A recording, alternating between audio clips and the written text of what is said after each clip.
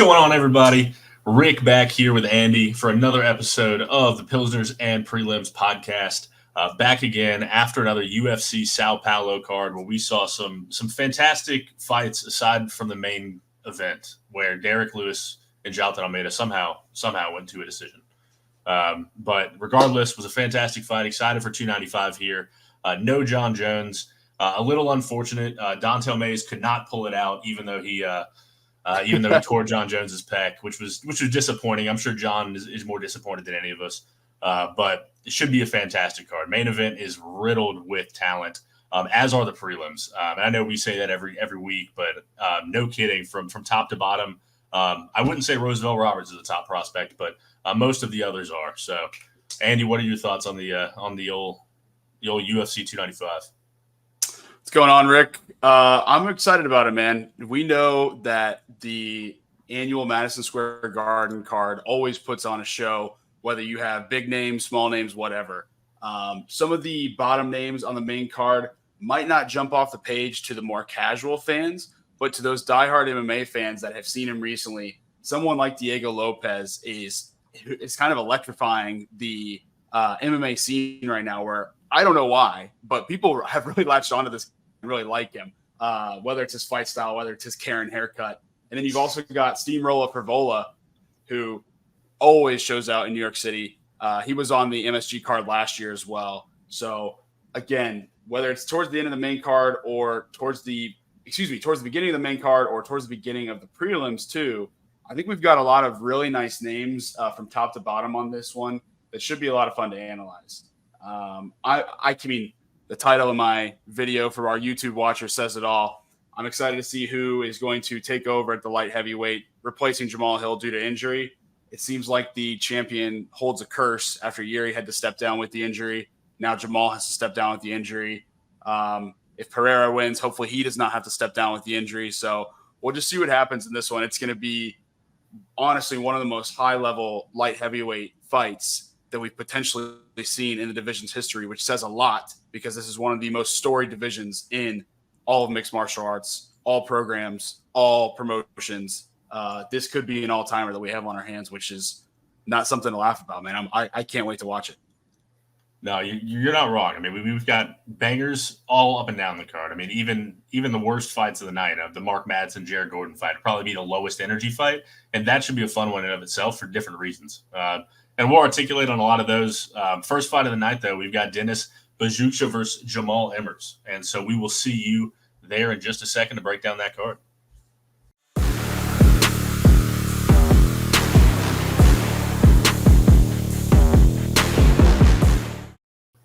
And in that first fight of the night, as I said, we've got Buzukja versus Jamall Emmers in what should be an absolute banger of a fight. Don't get distracted by the amount of decision wins that both these guys have. These two guys should stand and trade for as long as it lasts, and it could last all the way to the cards. The overs at 2.5 set to minus 215. Not to get too big in the odds, but it should be a pretty entertaining, striking affair for pretty much the entire time, unless Jamall Emmers wants to take it to the ground, because Buzukja trains at Chris Weidman's gym. Is 0-1 in the UFC, but he made his debut against Sean Woodson. And if you're not familiar with Sean Woodson, he is as long and spider-looking as any human can possibly be that's not named Kevin Durant. He is a long guy who's got great boxing skills. Shout out St. Louis. Shout out St. Louis, man. St. Louis native. But in that fight, Buzukja made it on short notice, so you got to give him a little bit of respect there. But he also didn't make weight either. Now, the one good thing in that fight that he decidedly lost was that throughout the fight, he did increase how much he was throwing. So his cardio was looking good, and he was landing at a higher percentage as well. So that's good against a guy that's as long as Sean Woodson to be able to close the distance better throughout the fight goes rather than slow down. So like that a lot, but he's an interesting guy. I mean, he had 2 Dana White's Contender Series fights. The first one he lost to Melsik Baghdasaryan, which is a respectable loss for sure. And then he beat Romero in his second go-round after a little bit. But even then, he still didn't get an invite. Dana White still wasn't a fan of him. I don't know, maybe he has a personal vendetta, but or just didn't excite him enough. But yeah, I mean, he likes to stay at range, and he really does his best work there. He's got to make sure that to close that distance against Emmers, he doesn't overextend himself, because Emmers is a fantastic counterboxer and striker in his own right. And I'll get to him in a second, but should be interesting. Buzukja in his fourth fight of this year, this calendar year now. So we'll see how much that's taken a toll on him, if any, if his durability is maybe a little bit more questionable in this fight being his fourth. But he's shown the tendency throughout his career to be able to rally after getting popped and come on strong in those third and fourth rounds, which he's going to need, because he's facing a fellow Dana White's Contender Series graduate in Jamall Emmers, who on that Dana White's Contender Series fight in 2018, he fought Julian Erosa in an incredible fight, and both ended up knocking each other down. He ended up losing, but he ended up coming to the UFC in time. And he's not Sean Woodson, who we mentioned earlier by any means, but he is long and he is light on the feet, much like Sean is. He's going to dance around. He's going to keep moving. He's going to be just bouncing on the balls of his foot the entire fight. And he's got quick leg kicks to all three levels. That's something that Woodson does not have. And he's able to blend the two well together, that boxing and the kicking as well, which you don't see all the time with strikers, and is really important. But the last thing that I'll note on, and then Andy, I'll throw it over to you. I know this has been a little bit long, but he's 2-3 in the UFC, but all three losses, are as good of losses as you could imagine. He lost to Giga Chikadze in his debut by split decision. In his second fight, he lost to Pat Sabatini on the main card by a heel hook inside of 2 minutes, which happens, not great, but happens. And then his last fight, which he'll be loving to get some revenge on, he fought Jack Jenkins, and another split decision loss that he really should have won. It was just one of those ridiculous ones that everyone was like, how did the judges come across that? So 2-3 in the UFC, but that by no means tells the story of his career. He is as impressive as a prospect as there is. So Andy, would love to get your take on this. I'm a Jamall Emmers fan, but what about you? Yeah, with the whole Emmers thing, I think that we get 2 to 3 guys like this on these cards now. Maybe 1 to 2 is more the right number, where their UFC record doesn't necessarily represent the type of mixed martial artists that they actually are. And I feel like Emmers is kind of this gatekeeper fight for Buzukja, where it's like they're giving Buzukja this fight to say, hey, you're going to get this guy who is pretty talented, and you're looking at a lot of the factors that go into this. And if you're just looking at Tapology or Sherdog and getting kind of what the matchup's going to be without looking at the odds, you'd say, oh, it might be a little bit closer, but as without actually diving into the tape. When you dive into the tape, you see why Emmers is such a big favorite here, because he offers that length. The matchup is going to be kind of a nightmare for Buzukja, in my opinion, even though Buzukja has plenty of lengthy fighters to go up against at Chris Weidman's gym. I believe Wonderboy trains there too. You have, in my opinion, somebody who is in need of this fight in Emmers much more than Buzukja, where Emmers is going to be out for blood. He has to win this fight, in my opinion, in order to keep the respect of the UFC, as well as to keep the respect of fight fans alike. So my pick for the fight is Jamall Emmers. I now feel like his odds continuing to move, right? Like it was minus 230 yesterday. Now he's up to minus 260 in a lot of spots. It's tough for me to bet this one because I'm not necessarily going to be tying the first fight of the card to a parlay myself, even though I believe that is what you are doing. That is what I'm going to end up doing. I've got Emmers as well in the fight. And our horn is going fucking nuts in the background. If y'all can hear it. I'm sure our good friend and producer Ben will be able to fix that on the back end. But I've got him. I've got it tied to another play later in the fight because it is too expensive.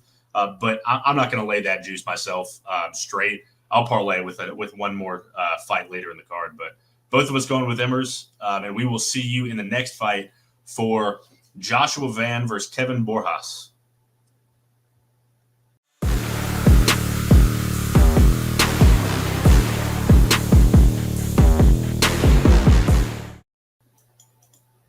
Coming up next, we have Josh Van taking on Kevin Borjas. Both only have 1 loss in professional mixed martial arts, with Van having 5 knockouts and 2 submissions to his name, as well as 1 decision, while Borjas offers us 8 KOs, 0 submissions, and 1 decision. Van is the younger fighter here. He's at 22 years of age. He's rose quickly through Fury FC, and now he's coming into the UFC to take on one of Peru's best, I would say, and Kevin Borjas, one of Peru's not many, but one of their best. Rick, what do you have here for this fight? Yeah, I think it should be a pretty fun fight. This is one that I don't expect to get to the ground at all. It could, if Josh Van wants it to, It will not if Borjas wants it to. Borjas is as true a Muay Thai specialist as there are. And he's good. I mean, he's damn good at it. There's a reason he's 9-1, making his UFC debut after a Dana White Contender Series loss to Mendez. But he's talented. His knees up the middle are fantastic. And I really love his body work and how he's able to mix some of his kicks and body work and then go body, head. And his right hand's got some unbelievable power. Now, the caveat to him and what could get him caught in this by a powerful Van is that he doesn't really move his feet much. When he's trying to be defensive, he likes to move his head back and avoid shots. If you're watching the video, you can see me move back unathletically and try to dodge them, which can really get him in trouble because that chin can stay a little bit high and he can get hit. He likes to take one to give one in that regard, and he's going up against a guy in Van that likes to do much of the same. Van is no stranger to competition. He's fought 8 times now in the last 2 years. But what I don't like about Van is that he doesn't throw in combination much. He likes to throw a lot of single shots, and he's not really always pressuring the opponent. And so I expect Borjas to really be on the front foot here, and it's going to be a matter of whether he is able to contain himself and not overexpose himself to one of those counter shots from Van. The odds in this one are interesting, and we'll get to them in a second. But I like Borjas' ability on the feet to be able to do more damage in different ways than Josh Van. I think he's got more tools in the toolkit per se. But I do worry a little bit about him getting clipped because Van has some incredible power himself from both sides, from the left and right side. And so it'll be interesting because he's got some good elbows and kicks himself. But I like Borjas. I think he's got the advantage on the feet slightly in my eyes. And that reach advantage could pay dividends with that long sort of step back that he likes to do or that lean back. It could allow him to still land while avoiding some of those shots from Van. So it'll be interesting. Andy, who do you got in the fight? So in the actual fight itself, I am going to pick Van. I think that I'm not a huge fan of Borjas' kind of sit back and throw style where I feel like he's going to leave himself susceptible to Van. However, I know that Borjas is not bad at that style, right? Like I think that he could clip this young guy, newcomer with one. Like it is clear that the UFC has had their eyes on Van for a very long time because he's only fought in Fury FC and the UFC in his professional career. Like they've been bringing him up through this promotion. And then when the opportunity arose, they brought him in short notice against Zalgas Zamagulov. Rest in peace to his UFC career, to the legend Coconut Head himself. But yeah, absolutely. I think that Borjas is good value though, because of that, because of the inexperience of Van, even though I consider Van to be the more skilled fighter. And if it was even odds both ways, I'd be picking Van. I just think that at plus 185 odds, you're getting a real bargain here and some really solid value. So for me personally, and I believe that you are also on the same wave here, I am going to be taking Borjas. You can get him at plus 200 right now on FanDuel. And that's part of what these odds vary. And you make sure you line shop around, right? But I'll be throwing half a unit on him plus 200 on FanDuel just because of the discrepancy in what the value is, in my opinion. I think it should be a lot closer than that. He should be able to put some damage on Van, as well as that Muay Thai, the Muay Thai specialist that he is. It will be a more difficult striking matter than just your standard boxer, your standard street fighter. You know what I mean? So I'll be going with Borjas. What do you have? Yeah, I've got Borjas too. Simply put, I think that it's a lot closer fight than it indicates. We've got two guys that are going to be, no matter who loses the fight, they'll be in the UFC for a long time. Two very powerful strikers. Now, Borjas needs to improve his takedown defense. That's not going to get tested too much in this fight. But both of these guys, I mean, Van is 22, Borjas is 25. They've only got room to grow and continue to improve. So I'm interested to see what improvements they've made between camps because I'm sure there's a lot of those. But I've got Borjas at plus 200. If you can give me 200, I'll take 200 for a half unit. And then I've got the under 2.5. I think that both these guys being strikers and being dangerous with a bunch of weapons, one will be able to prove to be able to get it done, even at the flyweight division. So, yep, and I can get you that under 2.5 at minus 110 right now. Oh, beautiful. Yep.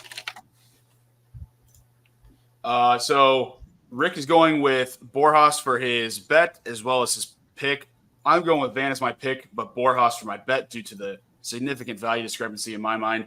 Rick also has the under 2.5 at -110. Both plays for Rick at half a unit, as well as my bet at half a unit too. Stay with us as we continue on with the next fight on the card, which is Kang versus John Castaneda. Stay tuned.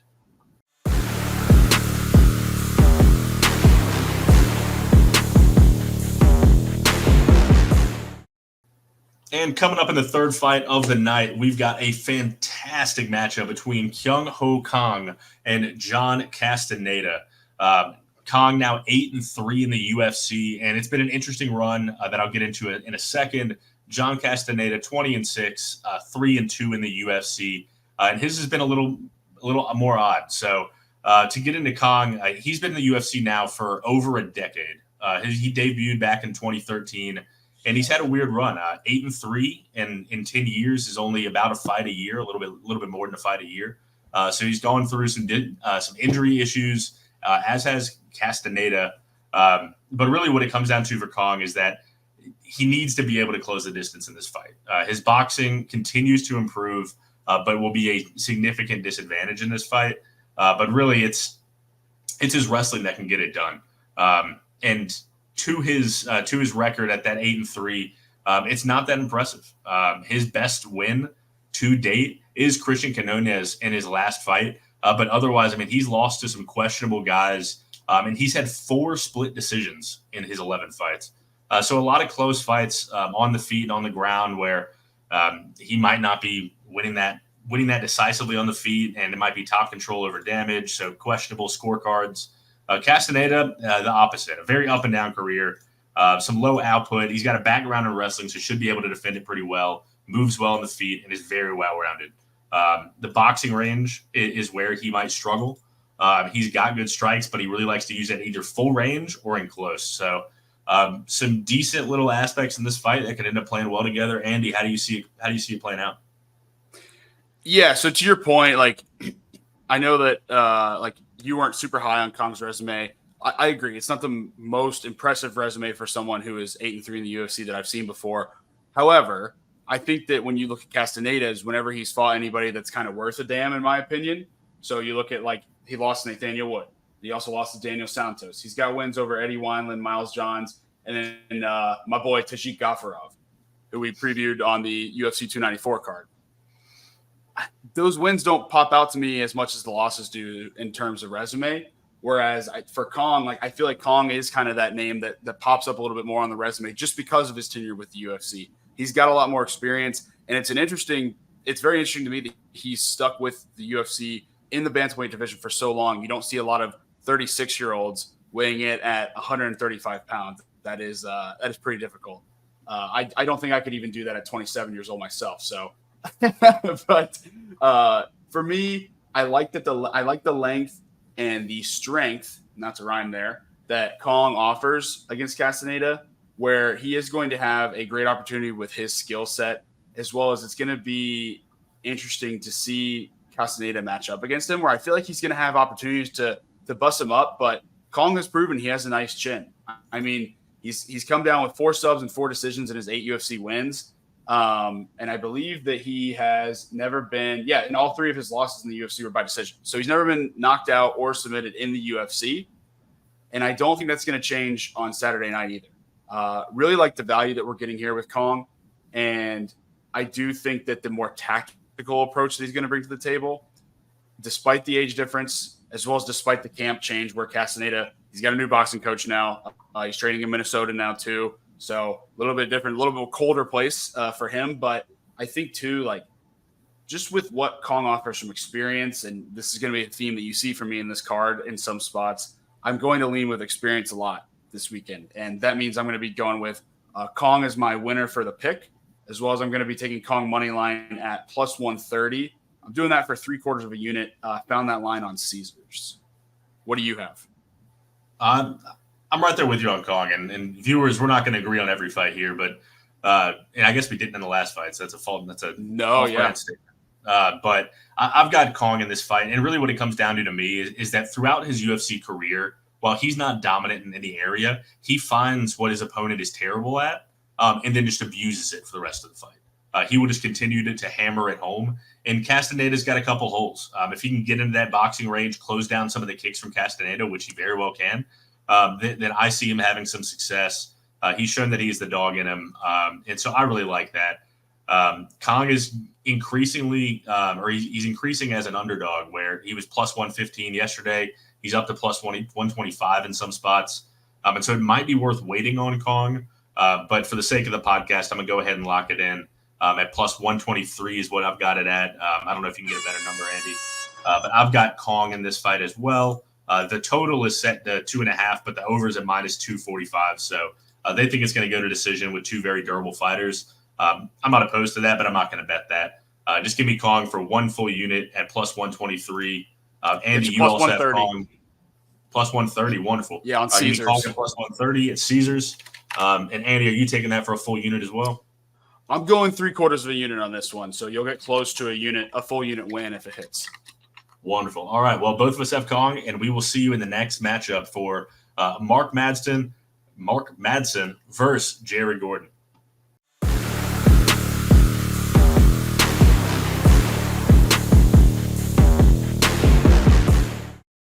Coming up next, we've got Jared Flash Gordon taking on Mark the Olympian Madsen. Jared Gordon is coming off a controversial loss to Paddy Pimblett, which I'm sure everyone has heard about. That happened in December, as well as right after that, a no contest to Bobby Green due to an accidental clash of heads. That happened in April. Now we are looking at a November bout versus the former silver medalist in Mark Madsen. Mark Madsen has a very, very heavy wrestling background, as you can tell by his Olympic silver medal that he won at the age of 31 years old, which I found to be super impressive that when you're in those early 30s that you're able to pull off an Olympic medal, I think is super cool. The other thing with Jared Gordon before I go into Madsen, and I'll let you talk a little bit more about Madsen. Gordon's got a 7-5 record in the UFC.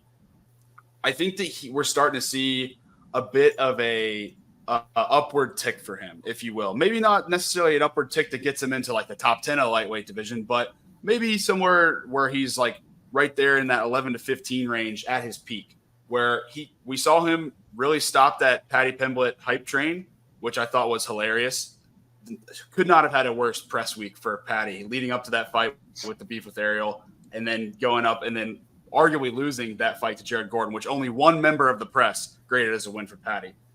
However, I think that Jared Gordon is very well-rounded compared to what Madsen has to offer. He fights out of the Renzo Gracie Academy, as well as goes to Killcliff FC2, and has that jiu-jitsu background. He's got good takedown defense, as well as solid striking. So, I mean, a much more well-rounded package than what you're going to get out of Mark Madsen, who he started 4-0 in the UFC. He's got wins over Austin Hubbard, who you guys probably remember. If you don't remember him from his first stint in the UFC, you definitely remember him from the Ultimate Fighter season this year.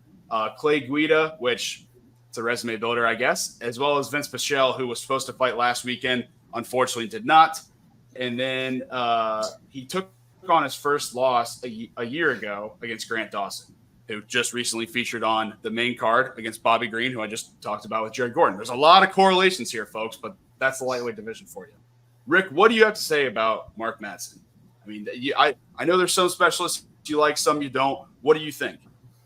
The UFC is very deliberately trying to get rid of Mark Madsen's in what they do. The UFC is trying to reward damage, not wrestling. And that is what Mark Madsen does. He's the Greco-Roman Olympian wrestler that's now trying at the ripe age of 39? Yeah, 39 to add different elements to his MMA game. And I mean, he's shown some improvements in his striking and in his ground and pound and a little bit in the BJJ. But how much better is it going to get when you're that old? And when your cardio is declining, and so is your durability as well. And we saw that in the last fight when he took that step up in competition and got ran over by Grant Dawson and finally choked in the third round. But, it's going to be a matter of – this fight will come down to two things. It'll come down to whether or not, obviously, Jared Gordon can stuff the takedowns, which he's had trouble with in the past. His offensive wrestling is good. His defensive wrestling is terrible, which you might not think correlates, but they definitely that definitely is the case for some fighters. But Jared Gordon is going to have the distinct advantage on the feet. Mark Madsen, once he gets to the ground, doesn't really do much with it. He'll be able to hold you there. And Jared Gordon has been held down on the ground, but he doesn't really do much. He's getting better with his ground and pound, but it's not overwhelming. It's nothing crazy. It's nothing you're trying to like wiggle out of before you die. But he's not progressing into mount or crucifix positions. He's just sort of sitting there in guard and making sure that you don't move. And he's going to outpoint you that way. And that's how pretty much every fight has gone, other than his debut where he finished a guy by ground and pound, ironically. But then he went decision, then he got choked out. So we know what it is for him, and the odds sort of tell that story as well. The over is set to 2.5, with the over being at minus 280, which you don't really see often for lightweights. I've got Jared Gordon, if I can speak. I've got Jared Gordon. He's minus 180 right now, and he's continuing to grow. He's minus 190 in some shops. So I recommend getting on this as soon as you get a hold of this podcast, because it's going to continue to grow, because he's just got so many more avenues to be able to win this fight than just wrestling in top pressure. Yeah, so for what it is, I think Jared Gordon is a decision machine. Like, he's not going to submit Mark Madsen, but I also don't think he's going to put on such a risky striking clinic against Madsen, where Madsen can take advantage of Gordon and get the position that he likes and that he desires in this fight. I think Gordon's going to play it safe. He's going to play calculated. The history of his game has shown so. And he's going to be well-rounded against Madsen, as I've touched on several times. I agree with you. His takedown defense isn't spectacular. I think it's good enough to get by, where he's going to be able to mix in other stuff to kind of keep Madsen at bay.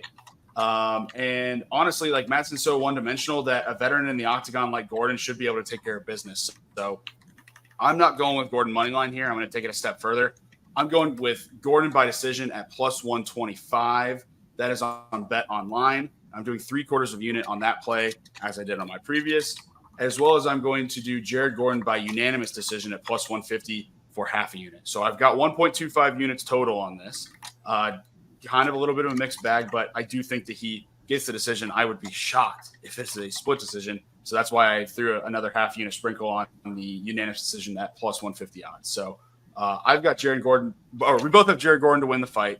Rick's got him on the money line in a parlay with Jamall Emmers for a plus 117 win, and that's for 1 unit. I'm going with Jared Gordon by decision plus 125, and Jared Gordon unanimous decision plus 150 for 3/4 of a unit as well as half a unit, respectively. Stick with us as we continue on with this awesome UFC 295 prelim. And we continue on with Nazim Sadykhov going up against Slaviklaus.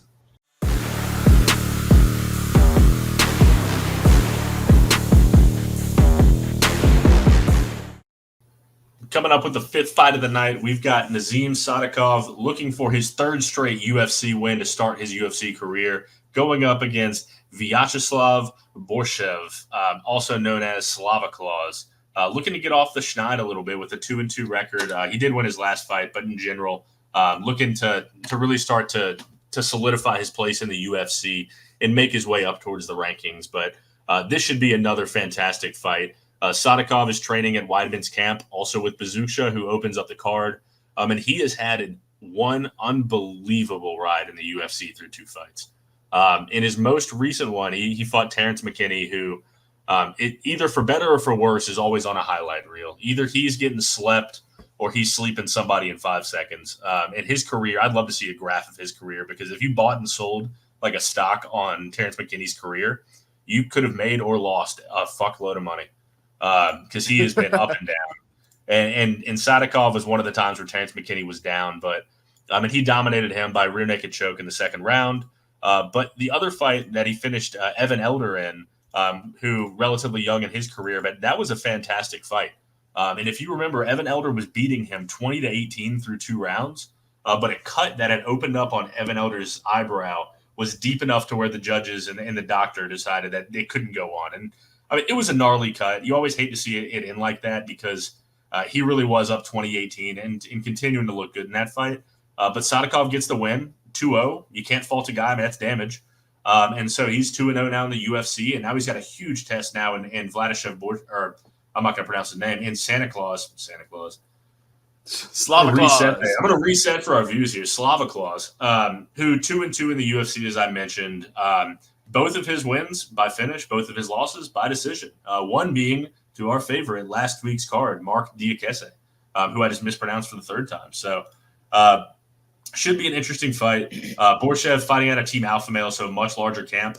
And it's going to come down to some of the movement on the outside. Borshchev has some incredible power. I mean, some of the highest power that you'll see in this division at any rank within it.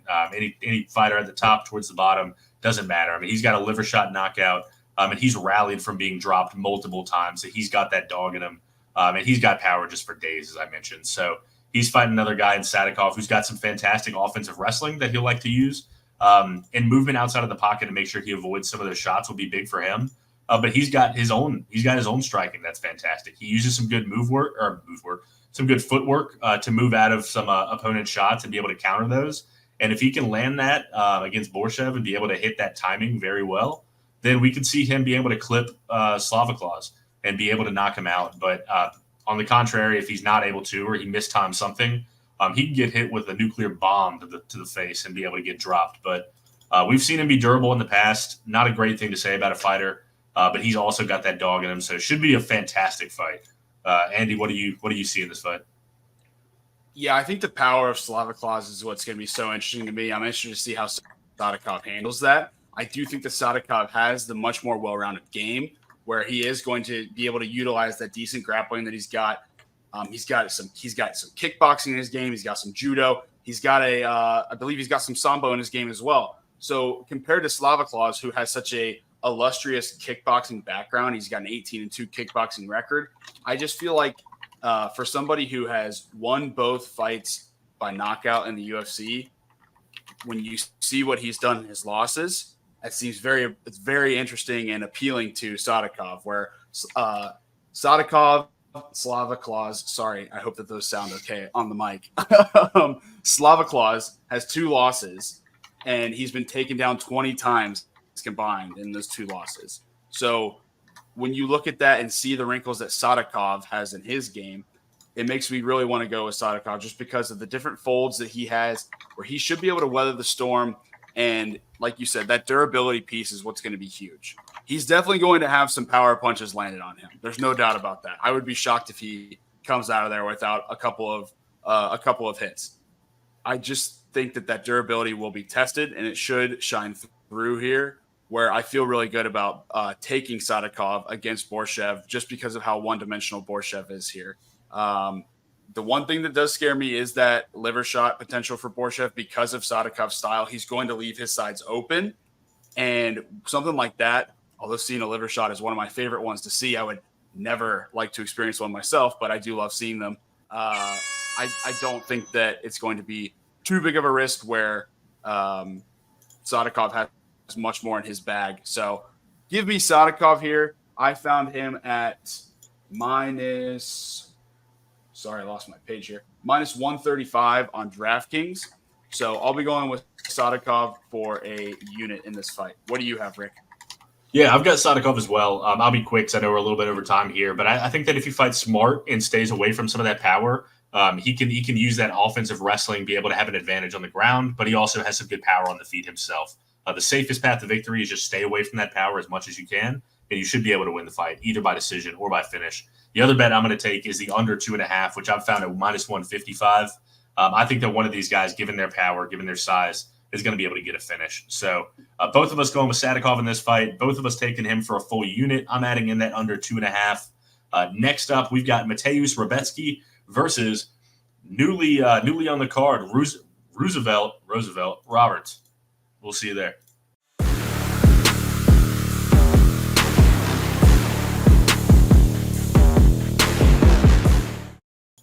Coming up next, we've got Mateusz Rebecki taking on Roosevelt Roberts. Roosevelt Roberts, you likely remember from his time with The Ultimate Fighter this year. If you don't remember him from that, you likely will remember him from his long stint in the UFC, where he was a Dana White's Contender Series veteran and had a pretty long UFC career where he fought like the likes of Vince Pichel. He fought Brock Weaver, Jim Miller, going on and on here, and then came back or fell out of the UFC, came back into The Ultimate Fighter this year, and was the opening fight in the first episode, where if you haven't seen it, it is pretty funny to see. There was a lot of chatter. In fact, some of the only chatter in that season that wasn't coming from Chandler and McGregor, where he ended up getting that knockout in the first round on Nate Jennerman.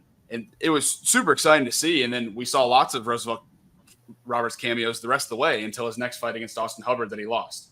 Austin Hubbard then went on and lost to Kurt in their finale, but I'm sure that we'll see Austin Hubbard in the UFC again. Roosevelt now gets another opportunity here as they pull him up on last second. I mean, he literally got pulled onto the card last night, I believe, and we're recording this on Tuesday evening to take on Mateusz Rebecki, who, I mean, my God, if there's one fight in this division for what it is, I mean, if you're going to get somebody in these rankings, you're going to get your rebound fight against on short notice.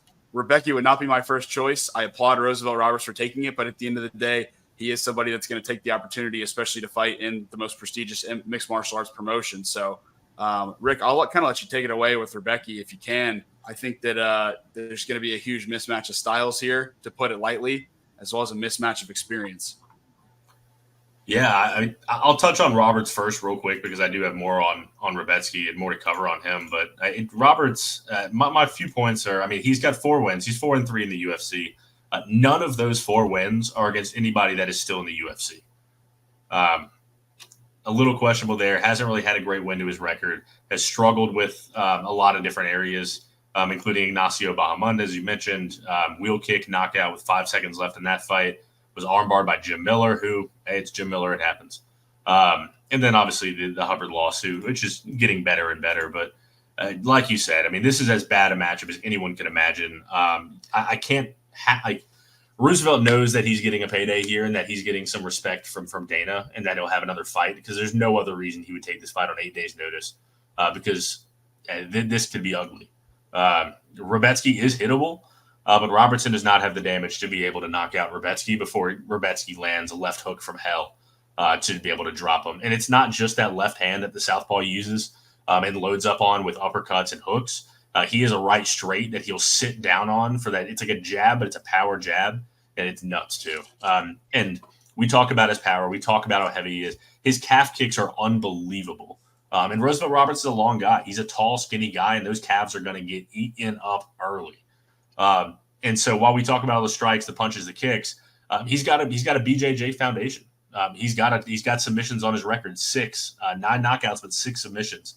And he has finished multiple guys by elbows from the crucifix. He's had tons of different submissions. And I'm blanking on what his submissions were early in his career, but heel hooks. His first 4 wins were heel hooks. He then went to arm bars, and so 5 of his 6 submissions were actually early in his career, and then he really started to be able to level up his striking. And so he still has that in his back pocket, where if this gets to the mat, he knows exactly how to transition from guard to mount to crucifix, and then even while in crucifix, not just elbows, he can transition right into an arm bar. So he's got it on the feet, he's got it on the ground. I don't know a way that Rebecki loses unless he falls into a perfect strike from Roberts, where he's going in and he walks into a strike. I don't see a way it happens, and the odds reflect that. He's getting up to minus 600. He'll probably he might stay there. I think he could get up towards 700-800 here. I don't see a way that it happens. I think that Rebecki inside the distance could be interesting. The total is set to 2.5.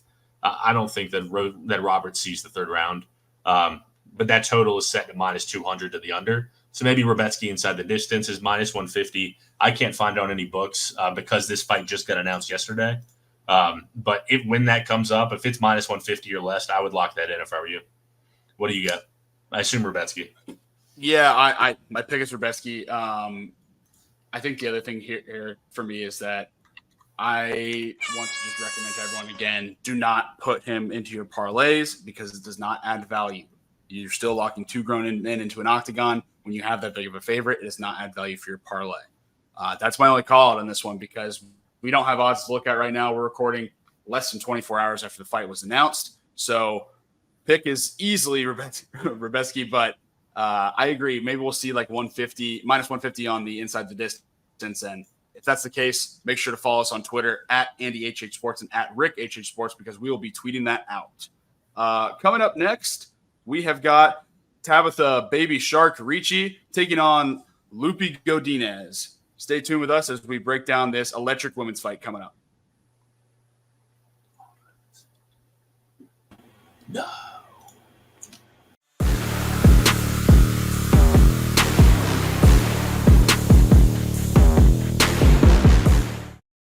And coming up with the last fight on the prelims, we've got Tabatha Ricci, Baby Shark, versus Lupita Godinez. And apologies if this ends up not being the main event of the prelims, but they've been switching around the fights a little bit because of that late ad with Roosevelt Roberts. So it's been changing around different places, but either way, this is towards the end of the prelims, and should be a fantastic fight between two fighters with very similar styles. We've had a lot of clash of styles in some instances in this card, or some specialists, and both of these are definitely specialists, but in the same areas. So Tabatha Ricci, 4-1 now in the UFC, and has had an incredible slew of opponents. Debuting against Manon Fiorot, one of my favorite fighters in the UFC women's classes.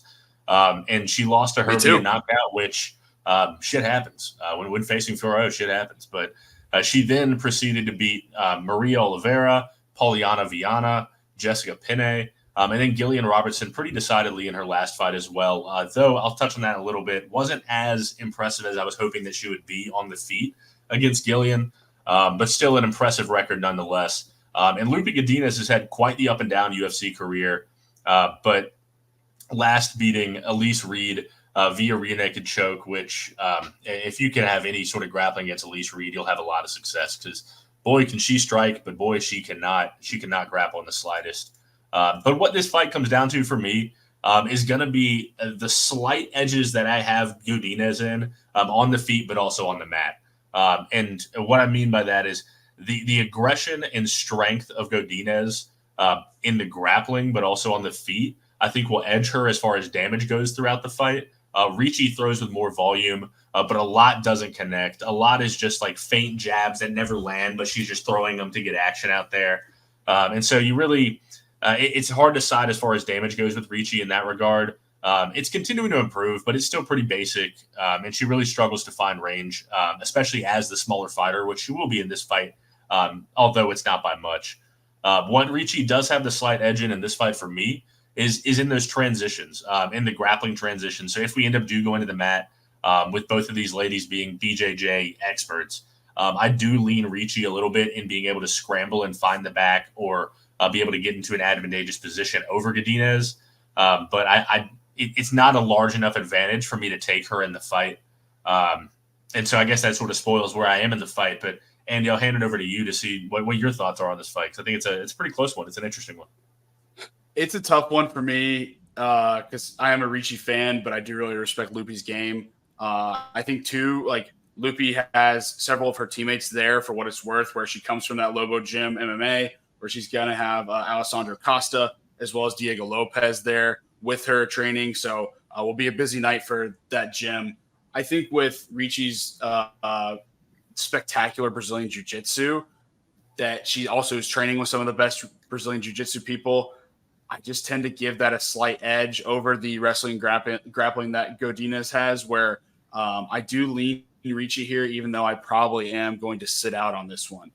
It's interesting. Like, you could take both of them to win by decision. So Godinez by decision plus 115, and then Ricci by decision plus 150, and you're netting profit if you think that it goes to decision. However, that would mean that if it doesn't go to decision, you're out 2 units. So I wouldn't recommend doing something like that because the fight to go the distance is also at minus 350.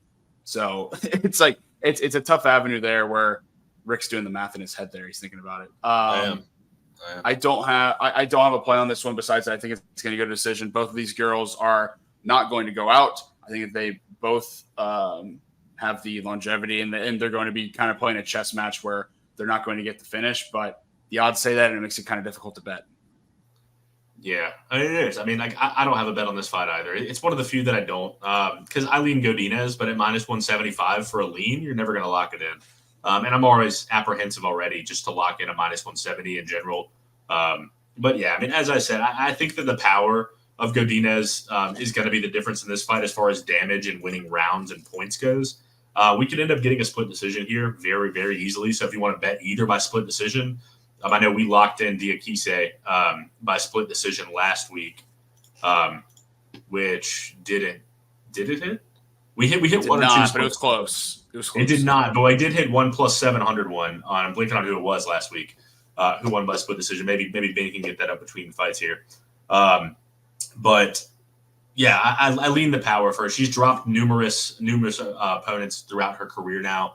Lupita has. And those takedowns in that BJJ, I just think that she has enough avenues to win this fight and slight advantages to where I'll lean Lupita Godinez. So neither of us have a bet on this fight, but we are going different ways as far as who goes to win. So maybe there's some value on Ricci for you guys out there. But I've got Godinez, Andy's got Ricci, and we will see you back here for Steve Erceg and Alessandro Costa.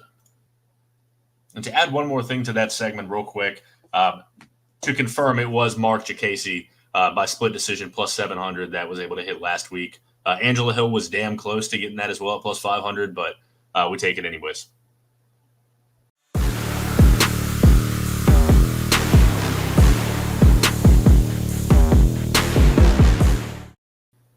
And coming up with the actual final fight of the prelims, we have Steve Erceg coming up against Alessandro Costa. I was completely mistaken on the last fight being the final prelim. This is the final one, and I am beyond excited for this fight.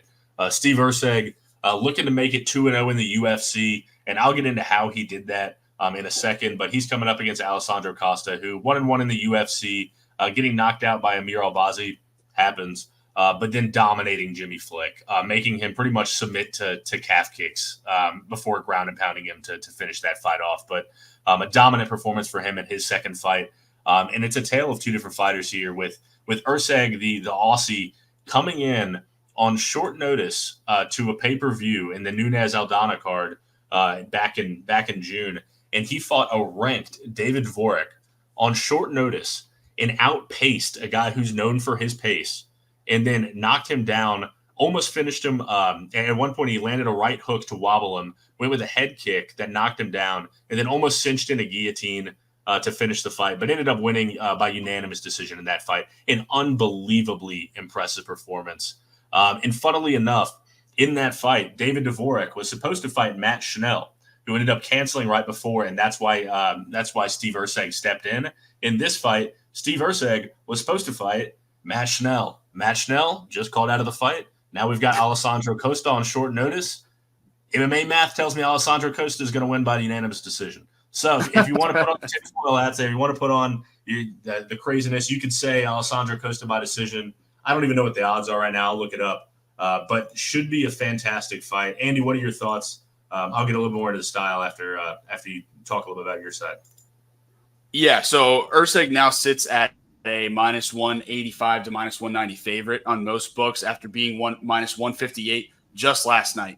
People are starting to see this fight and side with Erceg very quickly, and I can't blame them. I feel like the forward pressure that he offers, as well as the solid grappling and jiu-jitsu, is going to be huge for him against Costa. I know Costa has that Brazilian jiu-jitsu black belt and a solid ground game, but I do think that I like that what Erceg has offered in his stint, like in his fights, rather than what Costa has offered with his resume thus far. And I feel like I keep referring to the resumes a lot with this card, but it is something that I tend to lean on when it comes to experience and stuff like that. And I hinted at that a few previews ago that I am leaning with a bit more of the experience that I like on this card as a whole. Costa, you may remember him from the Joe Pyfer Dana White Contender Series card, where he was on that episode 1 of last season for Dana White Contender Series, where nobody got a contract except for Joe Pyfer. That is where the famous quote was born. He did not impress enough Dana White to get that UFC contract. He is here now in the UFC. Again, like Rick said, the Albazi piece, the Flick piece. I'm not super thrilled about the Flick piece. I'm going to be honest with you. It's not something that's like jumps off the screen to me. I'm not a huge Jimmy Flick guy myself, where I do love how crazy Erceg is. I think that he's going to be absolutely nuts in the cage, and I'm excited to see him go off on Costa on short notice. I feel like for a short notice fight like this, we are getting pretty good odds, even with them climbing up to minus 190. I really like Erceg here in a parlay leg. Yeah, I'm with you on the Erceg side. I mean, it would be an absolute, it would be a lock, hammer, whatever you want to call it for me. If he didn't, and if he hasn't gotten dropped multiple times on the regional scene, which he has. And that's my concern with him a little bit. But otherwise, I mean, he is a gigantic flyweight. Flyweight, 125 pounds. He's 5'9", which you don't see very often. I mean, Costa's 5'4", and the reach advantage, pulling it up real quick, is only an inch and a half, but he's the much larger fighter, and that's going to come into play when it comes to grappling a little bit. And he really uses it to his advantage. And it's that forward pressure that you mentioned that I think is going to be the difference here. But Costa's got power, and he is fast. I mean, obviously, most flyweights are going to be pretty fast. I mean, he's pretty damn near the top as far as speed goes. My issue for Costa is going to be that he likes to flurry to be able to close the distance given his size. And against a guy like Erceg, who's taller, I don't know if that's best for him. I think Erceg could probably land an uppercut, something around the back of the ear, and might be able to drop him from there. And then Erceg has got the ability, despite just one knockout to his name, to be able to drop him and then submit him, which we all know he can do. So this is, as I said, I mean, this is one of my favorite fights of a fantastically stacked fight card. But I've got Erceg here. If you're going to lock him in now. It's continuing to grow. And yeah, I've got Erceg. Erceg is my pick. At the moment, I don't have anything tied to it. Maybe later in the card, I'll end up having something with it. And so both of us going with Erceg here in this fight. Neither of us making an official bet.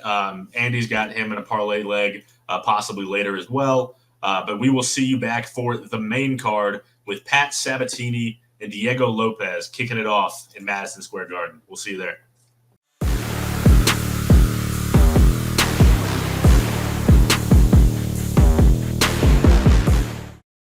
Coming up next to kick off the main card, we have Pat Sabatini taking on Diego Lopes. This is a very interesting one to me, Rick, because Lopez's odds have continued to move down, where he has gone from being a underdog, like an actual notable underdog, to it's about to be a pick'em here, probably by the time the podcast releases. So he's at even odds right now versus Pat Sabatini, who's minus 120. It was the best odds I could find for him. Sabatini has one knockout to his name and 12 submissions on top of 5 decisions. Lopes, however, 8 knockouts, 12 subs, 2 decisions. I touched on it in our preview of the card, right at the top before we started talking about the prelims. People love Lopes right now. He's gaining some steam in the MMA community. He's gaining some steam, just some hype around him. He's a fun guy. I enjoy him as well. He is the jiu-jitsu coach at the Lobo MMA gym that I touched on in the Godinez preview. So he does some jiu-jitsu coaching for Lupi, for Costa, and also Alexa Grasso trains at that gym, the champion Alexa Grasso. So I find that to be pretty interesting. Rick, I also think that despite having a really strong jiu-jitsu background, I think that he's got a really nice striking advantage over Pat Sabatini, like really, really nice striking advantage. And I think that we're seeing that paired with the well-rounded version of his game with that jiu-jitsu kind of bring his odds back down to earth into this pick'em where it is tonight as we record this on Tuesday evening. What do you have to say about this fight? How do you feel about it? And give me some of your breakdown on it.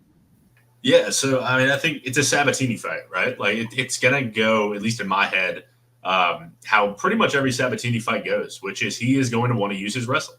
I mean, he has championship caliber wrestling, arguably the best in the division, top up there with like the best in the world as far as UFC is concerned. I mean, he uses that Khabib leg lock once on the ground to elevate those feet so you don't have a base. His top control is unbelievable. And he's able to get you there in all sorts of different ways. We talked about Mark Madsen earlier with his Greco-Roman style, going for more single and double legs. He can do that, but he can also do trips. He can do pulls. He's got multiple different avenues to be able to get you to the ground. And then once he's there, you talked briefly about how Lopes has the striking advantage. Well, Sabatini on the feet isn't the best striker. He's not horrific, but he's not the best striker. On the ground, though, his ground and pound is unbelievable. He's able to get wrist control if you're along the fence, to be able to keep you down, be able to open up your face. And he uses it to be able to keep you there as well. When you try to start getting up, I mean, he punishes you to do that. And so that's where he's going to want to take the fight. On the feet, doesn't look great. He just got knocked out by one of my favorite fighters, sort of a cult fighter in Damon Jackson, where I love him. But not a good sign when you're going up against a guy in Lopes who can pretty much get it done any way he wants to. With 8 knockouts, 12 submissions to his name, he's got quite the repertoire as far as weapons at his disposal. And it's going to come down to whether or not he can get held down by Sabatini. And considering he's fought a somewhat similar fighter in Movsar Evloev, I think that he'll be able to pass that test. Because in that fight, Evloev tried every single round to just take Lopes down and hold him. And even then, on short notice, this debut he was still able to rally back in the third round. And granted, he lost the fight via the first 2 rounds, lost the first 2 rounds, won the third. But that showed me enough, as well as his BJJ and the threats he was able to pose on the ground in that fight, to be able to tell me that he can do some against Sabatini if it gets there. And if not, and if he's able to keep it on the feet, then he could end up knocking out Sabatini pretty early. Just like you said, though, it feels a little bit like a trap line, though. I don't like that this fight is as even as it is after 2 fights in the UFC for Lopes, but he's charismatic. He's a little weird. He's got odd tattoos on his chest, and he's got that 2005 My Chemical Romance grunge sort of look to him with the haircut. And so he's done him. People love him, and people love Sabatini. So you got 2 fan favorites in this fight, one growing and then one trying to establish himself at the top of the rankings. So should be an absolute banger of a fight. But who do you have officially with the fight? Yeah, so pick and bet. I'm going to go with Diego Lopes here. I feel like he's got more methods to get there. I know that, like you said, it feels like a trap line. People are really betting this down. I wish we could have got in sooner on it. Probably should have tweeted it out when we knew it, but we will adjust and get better at that over time, of course. I just feel like with all the buzz around him, as well as the advantage that he's going to have on the feet against Sabatini, for the leadoff on the main card in MSG, this crowd's going to absolutely love him. I get the Sabatini's the American fighting in New York too, but this crowd's going to love Lopes, in my opinion. Once they see him, if they don't know, now they know. That's the wise words of Dana White. Who do you have? Yeah. And I've got Lopes as well. I'm interested to see if Sabatini can add some layers to his striking and what that'll look like here. But I don't have enough faith in Sabatini to be able to do it to pass this test. So I'm going to go with Lopes for 0.75 units, so 3/4 of a unit at even money to win this fight. Both of us going with Lopes in this fight. We've got another absolute banger on the cards with Matt Frivola, steamroller Matt Frivola against the God of War, Benoit Saint-Denis. We'll see you there.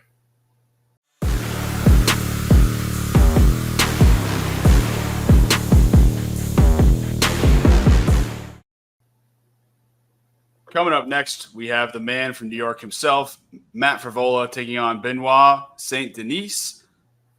This is one that's going to be absolutely electric, in my opinion. Matt Frivola gets the MSG crowd going. We saw it last year on the MSG card. He's once again doing it this year on the main card.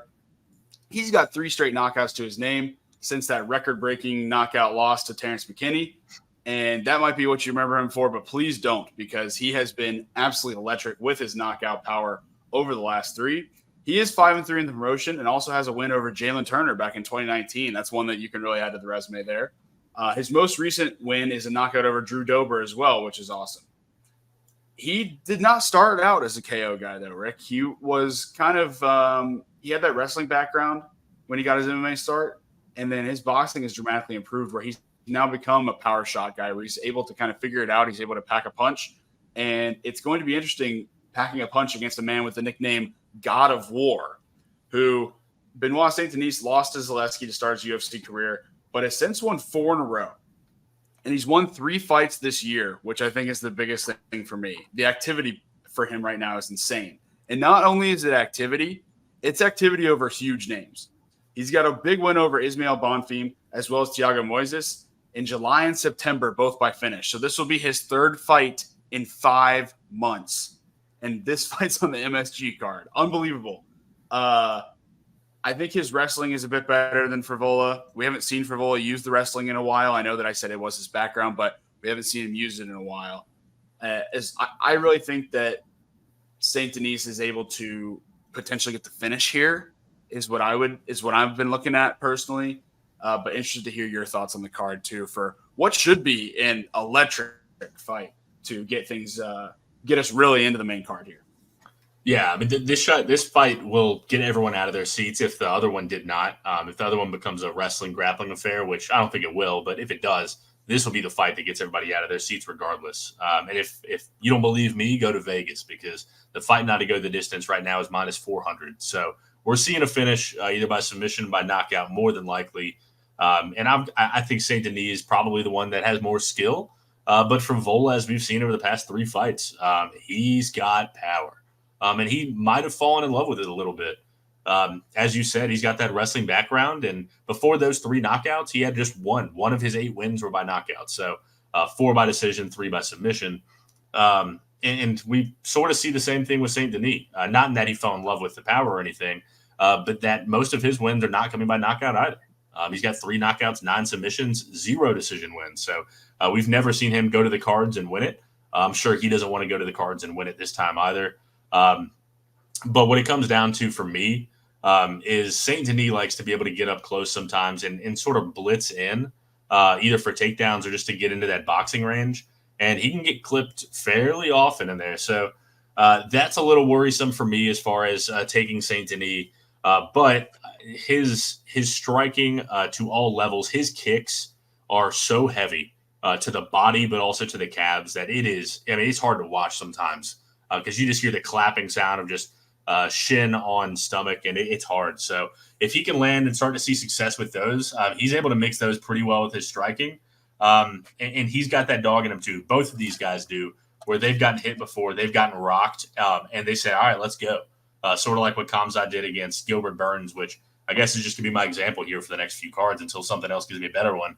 But where you have a guy that gets rocked, and instead of like, let's protect myself, like, oh shit, I'm in danger. It's all right. Like, I still have my wits about me. Let's do something smart. Let's grapple. Let's find a way to be able to get back in this fight, even if it's just landing a strike of your own. So both these guys will fall on their sword in that way. And that's sort of the way they were bred. Both are military guys. Saint-Denis was in the French military. Frevola was a lieutenant in the U.S. military. So we have a big U.S. versus France thing here going on military wise. But yeah, the odds sort of reflect that skill advantage of Saint-Denis on the ground, but also on the feet. And Saint-Denis now a minus 225 favorite. Frevola sitting at plus 185. And that totals at 1.5 with the under set to minus 150. So I've got Saint-Denis. I'm a little cautious just because he can get clipped as soon as he tries to go inside. And we saw Elizeu Zaleski be able to do that to him repeatedly. So if Zaleski can do it, I think more highly of Zaleski than I do Frevola, candidly. I think Frevola's round 1 knockout string is going to come to an end here, and he's going to come back down to earth a bit. But good on him for being able to capitalize on the hype that's brought him. So a main event card for a pay-per-view is nothing to scoff at. And he's a talented fighter in his own right, but I've got Saint-Denis pretty confidently here. And my bet before I hand it over to you, Andy, is Saint-Denis inside the distance at minus 130. For a full unit. I think that he's able to get it done, and more often than not, that's going to be my finish. So what about you? You and I are perfectly aligned on this one, my friend. I've got Saint-Denis to win the fight as well as inside the distance at minus 130. Got those odds at betonline.ag. Again, it's going to be super hype. This New York City crowd loves Frevola, but for once, the French military is not going to surrender, and he's going to unfortunately make the Americans surrender in this one. So stay locked in with us as we continue on and take on the third fight of the main card, which is Jessica Andrade against Mackenzie Dern. Stay tuned.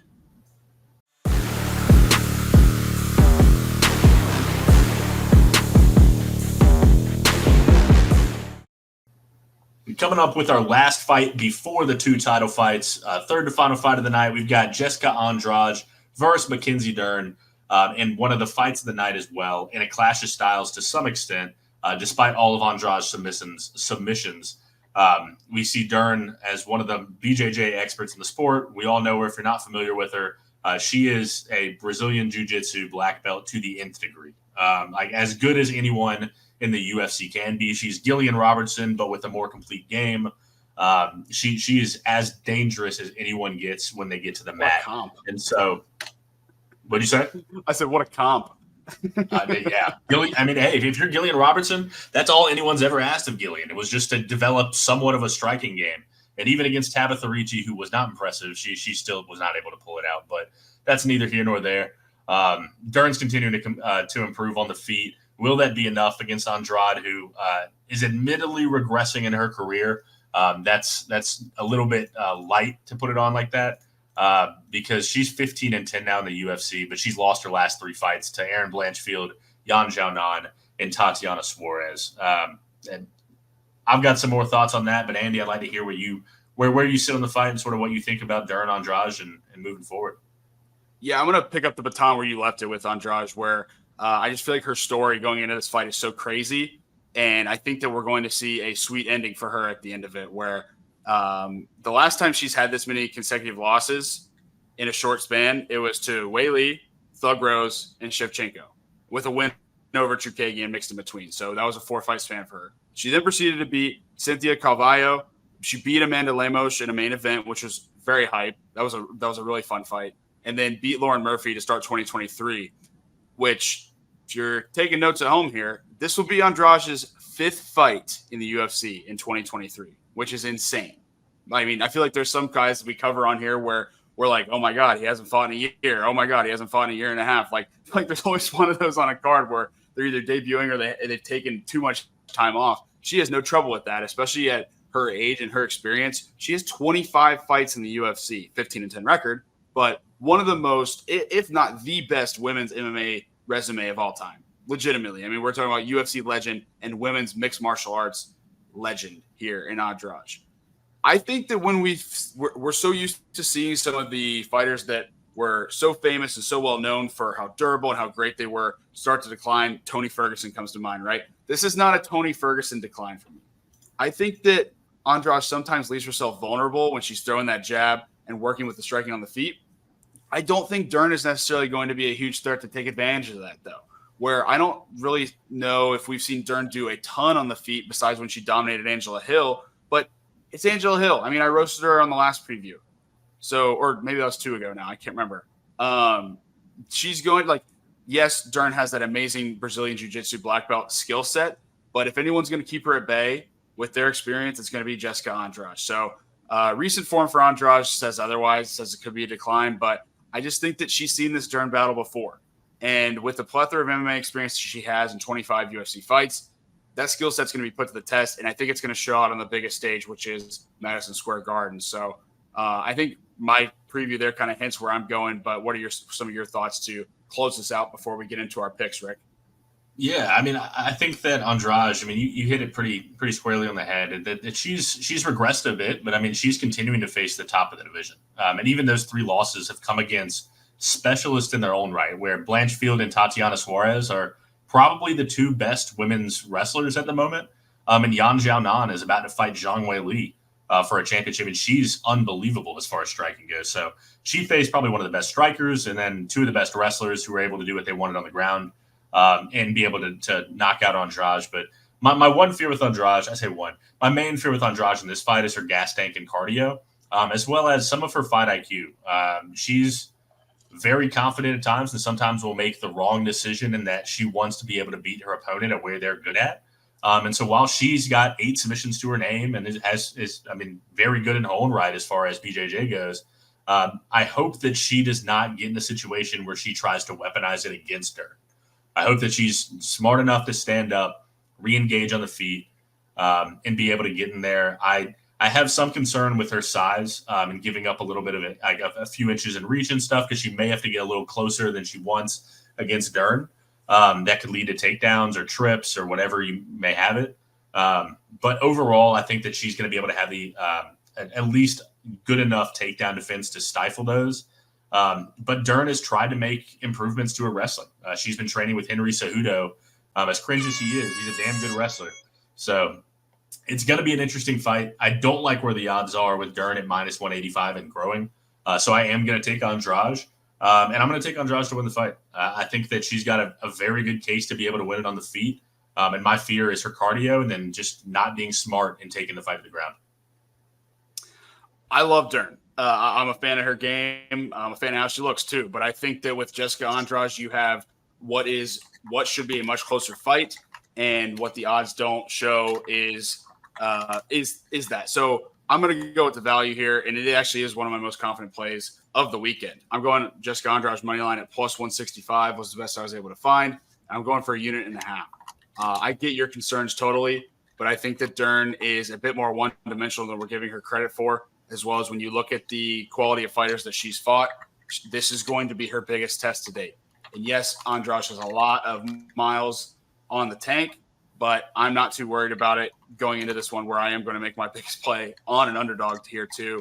I have to make it for the purpose of the podcast. If you guys want to wait, this might start to climb. So just stay tuned and keep an eye on it. Maybe go a little half and half, put some now, put some later. But Rick and I are both aligned that we're going with Andrade here. Should be a really, really solid women's MMA fight that I can't wait to see. Coming up next, though, we're getting into the title fights. We have the interim heavyweight title fight of Sergey Pavlovich taking on Tom Aspinall. So keep it in with us, and we will be right back.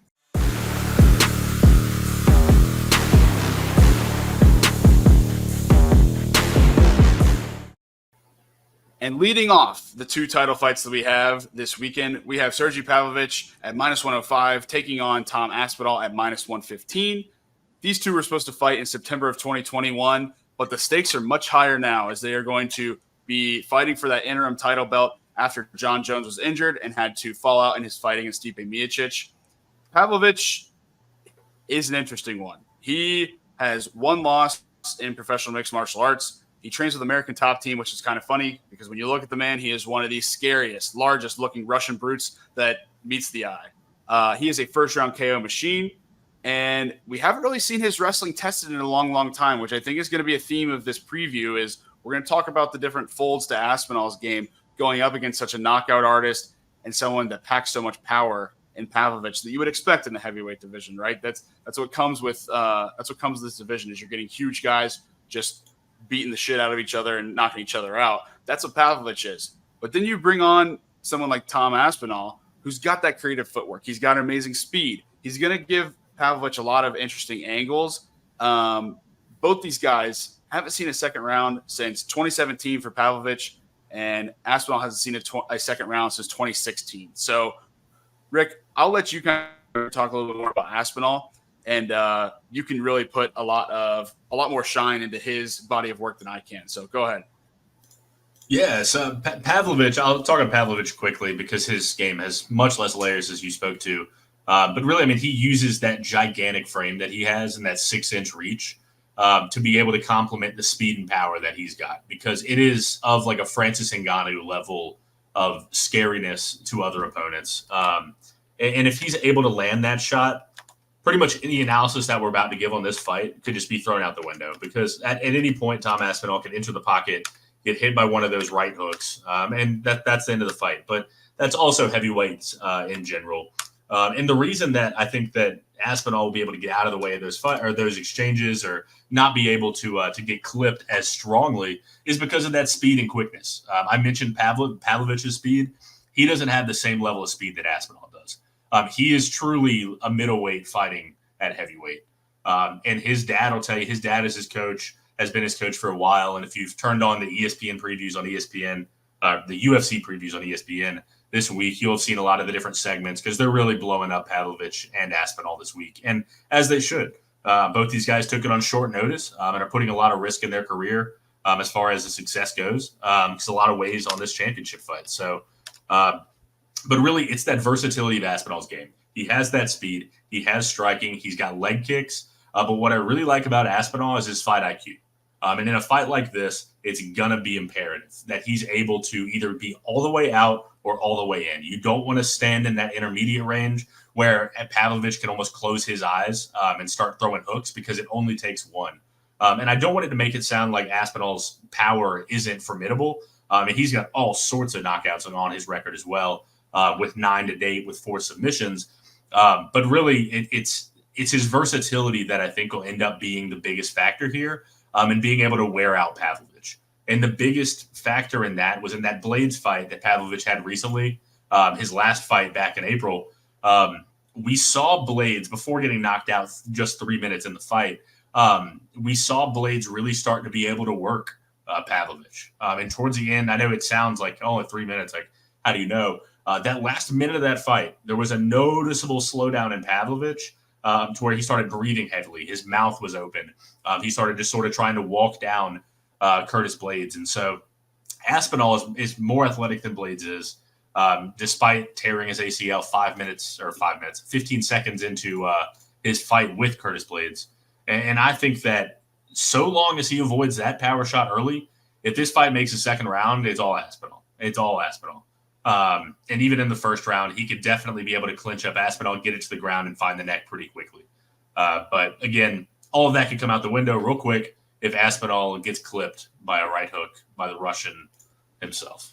Not Russian, but yeah. So yeah. I'm just going to put it out there.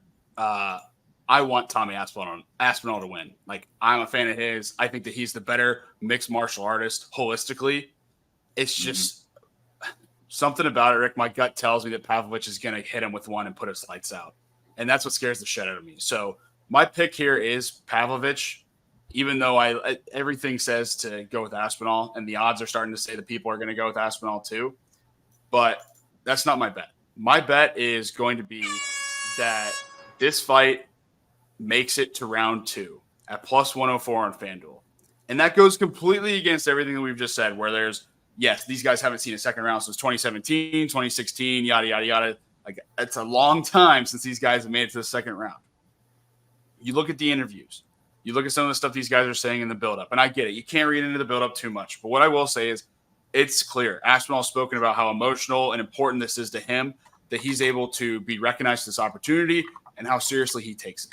It's on Aspinall to dictate the pace in this fight, in my opinion, because I don't think Pavlovich is just going to rush out there and try to throw. He knows of the risk that he does, where if he is too reckless, Aspinall will be able to latch on and take advantage of some type of miscue in his position. The same thing goes for Aspinall. Aspinall is not going to be rushing into a certain way because he knows that if he does any miscue position, he's going to get his lights put out. I think these guys are going to spend a decent bit of time feeling each other out, at least for the first 2.5 to 3 minutes, where maybe once halfway through that first round, though, you'll see a little bit more action. But I really expect a slow start the first couple of minutes where you're getting solid value at that plus 104 for the fight to just make it out of the first round. If you're feeling even riskier, go ahead and take the over 1.5 because it's plus 175, which is awesome. But I just think that it's good value for what it is. Like, you just have to make it through one round. And yes, these guys have not made it through one round in 6 or 7 years, depending on who it is. But this just feels like a lot of people are going to be slamming that under and putting it in parlays and stuff. And that's just not me. I'm not going to be going that route. No, and to close off on my end, I mean, I've got Aspinall at minus 123 is the odds that you can currently get him at as I'm recording.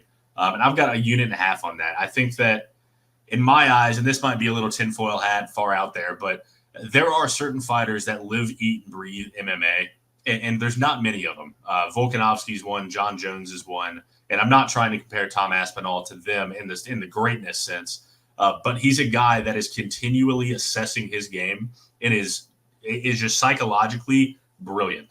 He sees everything in slow motion, and he's got the speed to be able to land and get out of the way.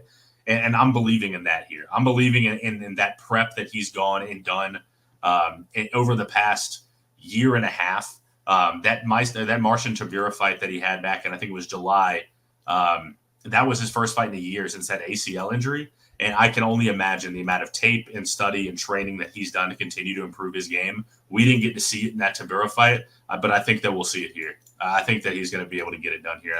I'm excited to watch this fight. Yeah, like I said, I'm pulling for Tommy Aspinall. I mean, I'll be singing Tommy Aspinall, Aspinall, Tommy Aspinall the whole time. But Pavlovich is my pick. I've got it to at least make it out of the first round. Rick is going with Tommy Aspinall on both pick and bet. And as we typically do on Pilsners and Prelims, we do go a little bit longer on our title fights as well as our main events. So we're actually going to bring in our producer here, Ben, to speak a little bit more about his commentary for this fight, because this is going to be one of the most electric fights of 2023, possibly, as MSG often puts on for us. Yeah. So listen, Tom Aspinall, he looks like a dad. But I guarantee you that every opponent that has been hit by Tom Aspinall wishes they hadn't been hit. And if it's me, looking at Pavlovich makes my head hurt. He's like a boss fight, right? I mean, the guy's insane. But here's the thing. Sergey Pavlovich has very, very few weaknesses that can be exploited on the feet, right? And he's going up against a guy in Aspinall that's still talking in every interview about how bad his knee is, right? Because of that, I lean very slightly Pavlovich. I really want to back Aspinall here, but Sergey is literally in ridiculous size, shape. He has a 6-inch reach advantage. I think he's got a 2-inch leg advantage or something like that. It probably factors here. However, if Aspinall can get it to the mat or even just like bring it down a few inches from standing height, he probably has the advantage. I just think that knee is so suspect, right? Gun to my head, I'd probably take the over 1.5. I didn't even want to bet this fight, but I'd probably take the over 1.5 because I feel like this fight could end in hundreds of different ways to die, right? But I also trust each of these fighters want that result more than enough, really, to stay in it for 7.5 minutes, right? And I'll go a unit on this over 1.5 rounds. Yeah, that was the good value play for me too. And I sacrificed the juice and went for 2.5 extra minutes at time, where I was like, I'll take the lesser payout, but at least get that 2.5 extra minutes of time. But I love the value play. In fact, I mean, on a personal note, I probably will ride with you on that one because I think that it's such good value for this fight. But yeah, I'm totally with you on the Pavlovich train. I hate it. I really want Aspinall to win, but the knee is suspect. That's a good point.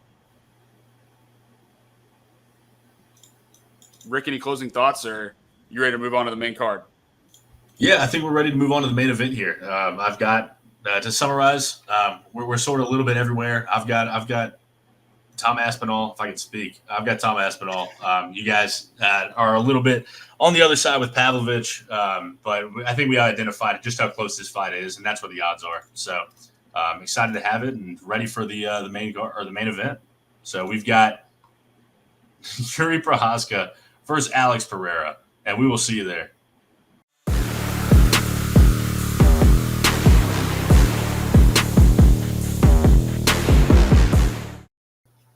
All right, and coming down finally to the main event at probably 3 a.m. Eastern time. No, probably not that late, probably 1 a.m.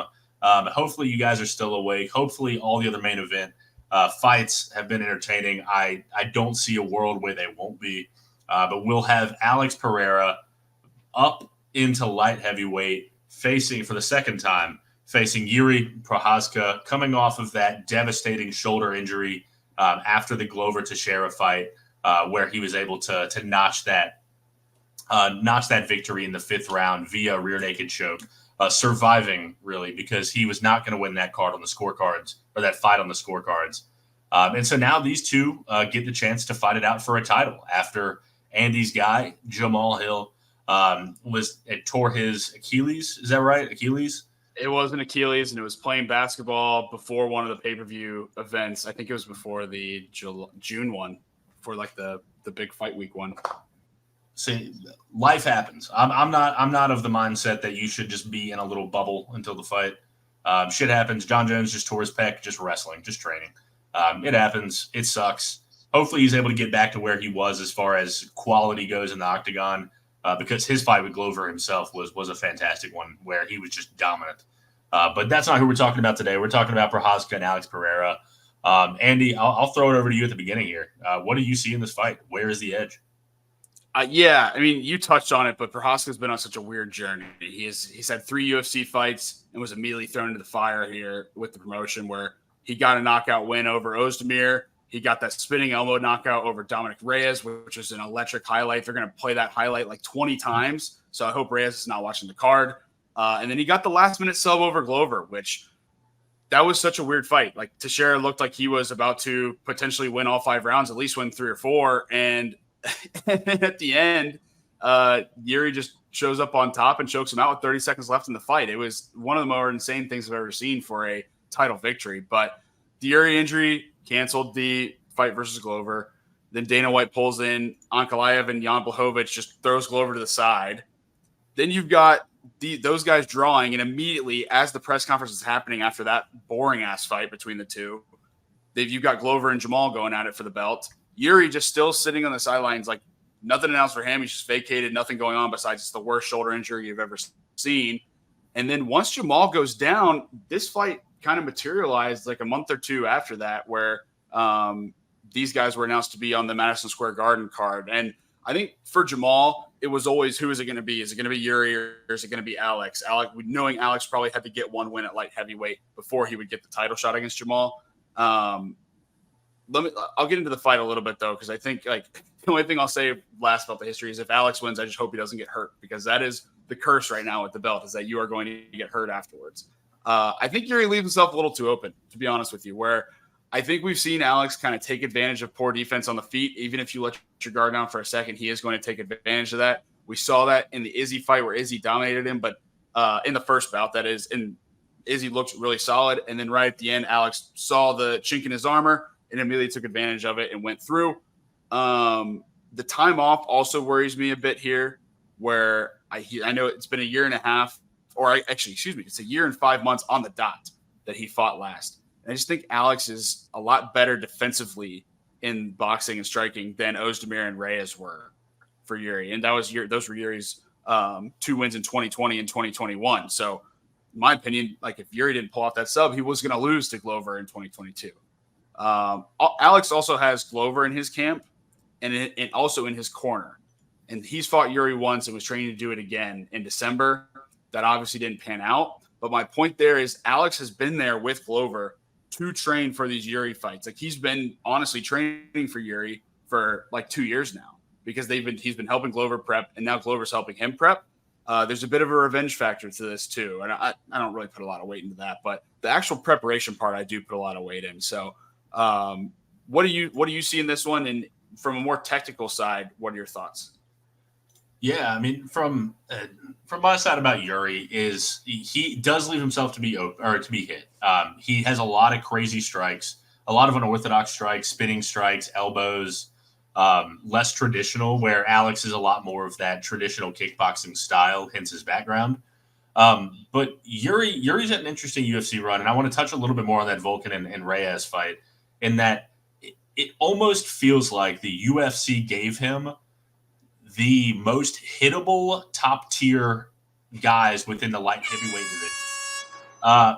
What I mean by that, Ozdemir is like a top, like he's like 15-ish, fringe rankings, probably top 10-ish in general, but has shown the propensity to get knocked out in his career. Well, he knocked him out in the second round with an overhand right. Dominic Reyes in that fight, same deal. Over the latter stages of Reyes' career, he's been super hittable. Now 12-4. Losing his last 4 fights, lost to Blachowicz by knockout before that Yuri fight. He's facing guys, and it's almost like they built him up to make that title run, and then he was losing to Glover in that fight, and then had a Hail Mary submission that no one could have seen coming. But even in that Dominic Reyes fight where he did knock him out, he was getting pieced up too. He was bloodied up. I mean, he was fucked up in that fight. And so Alex Pereira is the most defensively sound of the fighters that he's fought, other than Glover, in my eyes. And Alex has, to your point, been fighting with Glover as well. I think that Alex is going to take what Yuri gives him. And it's so long as he can handle the pressure that Yuri's probably going to put on him early in this fight. I think that as the fight grows, Yuri will get increasingly more tired, and Alex will have more and more success. Not that Alex's output and his volume is that high, but when he picks his shots, he's very accurate. And I think that Yuri's going to end up getting caught by one of those. So I've got Alex Pereira in the matchup. He was a heavier favorite, up to like minus 150. He's come down a good bit. He actually came down all the way to, I believe, minus 110 or about a pick 'em. And now he's back up to minus 130. So it's an interesting fight. Clearly, the betting odds lean ever so slightly towards Pereira, but I mean, it should be a phenomenal fight. It wouldn't shock me at all if Yuri was to win it, but I'm going to lock in Pereira for 1 unit at minus 130. And as you were talking, the odds on DraftKings went to minus 120. So I am going to also go with Alex at minus 120 on DraftKings. I'm going with the 1.5 units. I actually feel really good about this one, similar to how I felt with the Andrade fight. I I know that sounds a little bit suspect that two of my biggest plays are the final 3 fights, but that's just how it shook out this time. I don't see Alex using a ground game here necessarily, even though that's what worked really nicely for Glover, where he was able to, like, you can utilize that on Yuri, and I think that you can get a victory because Alex doesn't really have a huge ground game. I mean, his background is kickboxing. I do think that he could surprise. Maybe he has something that he's going to pull out and surprise us with, but that's not necessarily something you can project or something that you can put your money on and bank on and be like, yeah, he's going to do it, because he's never really done that or shown us it. What I can guarantee is that I expect this fight to be much more prepared and much more, like you said, he's going to come to him on the feet. And I do know that Alex is much more comfortable in this weight class, where he's not making this dramatic weight cut. He's fighting a lot healthier, and he's going to look a lot more capable. Yuri's time off is going to mean that he's going to have some rust to start, in my opinion. And I mean, there's a chance that he surprises us and puts Alex's lights out. It was literally just in April that happened to Alex with Izzy. But I'm going to go with Alex here because I think he's got a much stronger striking game when it comes to how calculated he's going to be, how prepared he's going to be, and just the overall show of it all. I love Alex Pereira, man. I really do. So Rick and I both go with Poetan here with the bet of -120 on the money line. Rick's going with a unit. I'm going with a unit and a half on the money line. And once again, we are going to bring in our good friend and producer, Mr. Ben himself, to give his 2 cents on the fight, as this could be an all-time electric one here at MSG. Yeah, I mean, first of all, I can't believe God of War is not Dalby's nickname or Prochazka's nickname, right? Because they fit the description. But you can't make up a story like this fight. I mean, Pereira, Prochazka. I'm going to say Pereira because I grew up with somebody whose last name was Pereira and was from Brazil, and they always pronounce it Pereira. So I'm just going to go with that.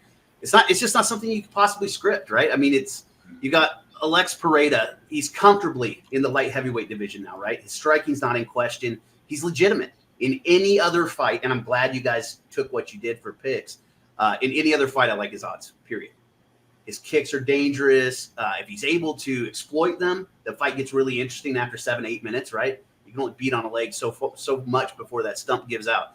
He looks like the prototypical Brazilian beast, right? Like the Mauricio Shogun Rua kind of fighter, right? He's tumbled through Blachowicz. It proves he deserves a real shot, right? Not to mention Sean Strickland, right? The Teixeira connection, it's so helpful, for sure. The guy knows how to fight Prochazka.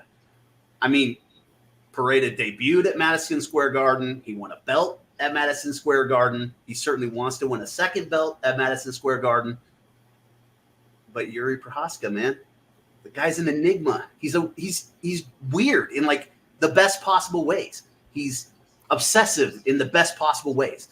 He's the type of person you would imagine has a constant dialogue in their head that he could just get better at something, right? He's that self-flagellating person that whips himself on the back, and he's a freak. He's just so committed, right? Like this is his lifestyle. You can't ever really tell if he's trolling you because he thinks you're pathetic or if he's just that much better than you, right? Like he's just unreal.